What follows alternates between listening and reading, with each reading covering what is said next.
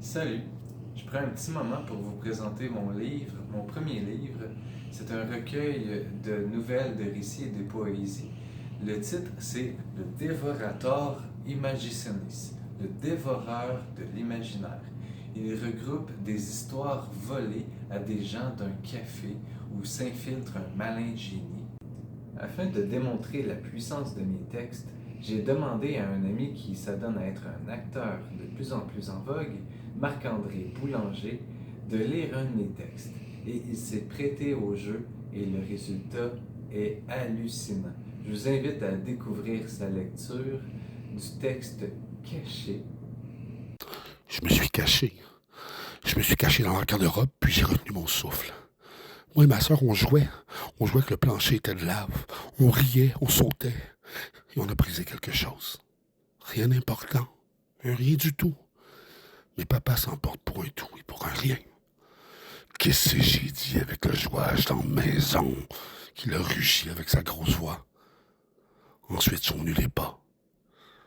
C'est là que je me suis caché. Sandra, elle, a figé. Depuis la garde-robe, j'ai regardé la porte de la chambre s'ouvrir sur sa colère. Papa est entré, lui a serré le bras comme il serrait les dents. Qu'est-ce que vous avez pété encore, hostie de petit Chris? Je me suis dit, elle va pointer le bibelot, elle va lui montrer que la photo de nous est encore intacte, que la vitre est à peine craquée, que personne ne s'est coupé, que c'est rien du tout, papa. Mais pour lui, un rien, c'était trop. Assez pour lever la main sur le visage de Sandra, puis la rabaisser sans retenue. Il avait bu, empestait le houblon. Quand il boit dans la journée, sa colère est pire. Elle l'aveugle. J'ai observé, une fois de plus, le spectacle dans la terreur. J'ai dû me taire pour ne pas, moi aussi, écouter. Il a enchaîné les gifles, les sermons d'un élan. Il l'a agrippé, fait valser comme une poupée chiffon sur ses genoux.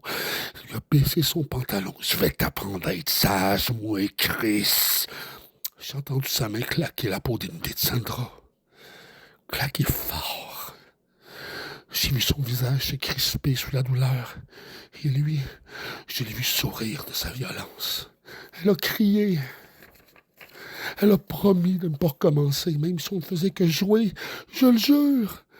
Il a continué à la frapper. Il lui a donné la leçon pour deux. Elle pleurait comme je ne l'ai jamais entendu pleurer.